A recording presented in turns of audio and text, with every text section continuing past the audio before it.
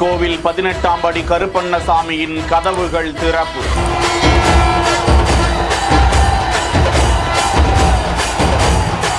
பக்தி பரவசத்துடன் கோஷமிடும் பக்தர்கள்.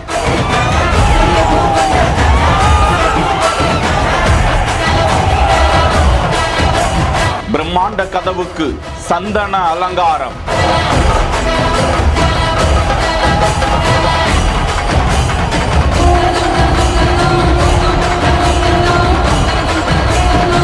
சில நிமிடங்கள் மட்டுமே திறக்கப்பட்டிருந்த கதவு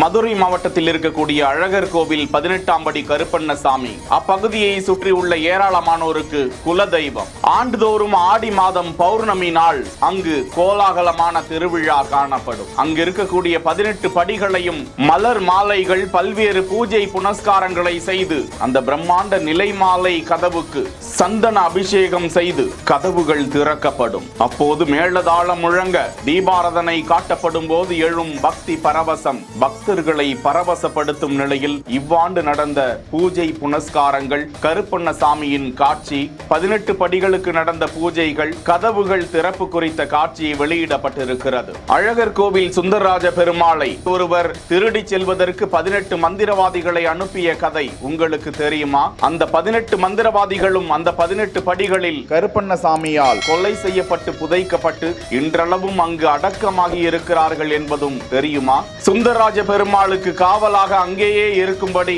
ஆசி வழங்கப்பட்டதால் 18ஆம் படி கருப்பண்ணசாமி அங்கேயே வீற்றிருந்து பக்தர்களுக்கு அருள்பாலித்து வருவதும் தெரிந்தால் கருத்துக்களில் விவாதியுங்கள். செய்திகளை வழங்குவோர் GT holidays, Jayachandran, MCR pure cotton club. இணைந்திருங்கள் பிஹைண்ட் வுட் செய்தியோடு.